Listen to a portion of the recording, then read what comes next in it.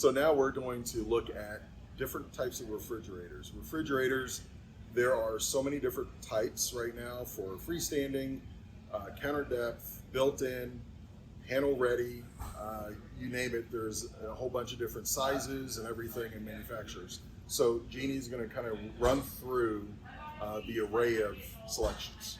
Okay. So the most, probably what I would tell you, the common size of refrigerator you're going to find is about 36 inches wide. What I'm going to call freestanding refrigerators, you really have two types. You have what's called cabinet depth, and then you have standard depth. Cabinet depth, basically their case is as deep as a standard cabinet. So when you install it, it's very similar to what you see over here, that all that sticks out is your doors.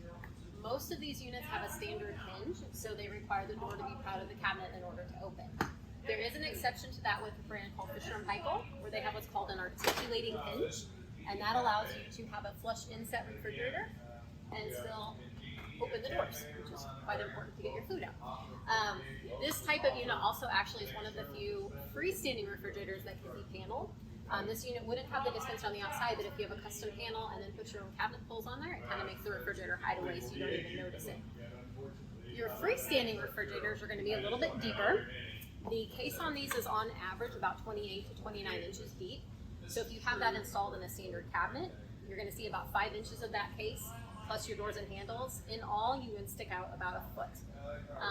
Some people have to decide a form versus function. So if you want it to look super pretty, you may not be able to fit as much food in there as you want. But if you don't mind it sticking out, you can fit just a little bit more. There are some other sizes of refrigerators. You can get as skinny as 30 or 33 inches. If you're looking at side-by-sides, the smallest these come is 33. If you're looking at French doors, that's the same. And that's where your fresh food's on top with two doors like this, and then your freezer's down on the bottom in a drawer. They still make these units with a single door top. Those are just considered bottom freezers, and those max out at 33 inches wide. So on average, if you include all your different types of refrigerators, that's freezer on top, freezer on bottom, and side by side, your capacities can range from anywhere from about 14 or 15 cubic feet all the way up to almost 30 cubic feet. You'll have different varieties of dispensers. You also have options where you have an external pantry drawer. So that's just a drawer on the outside that you can basically have as the kids' snack drawer. Most of these can range in temperature as well. There are a few models on the market that have a soft freeze feature to them. So if you want this to be your ice cream drawer, you can have something like that as well. You do have different finishes. Stainless, obviously, as you see here, is probably the most popular.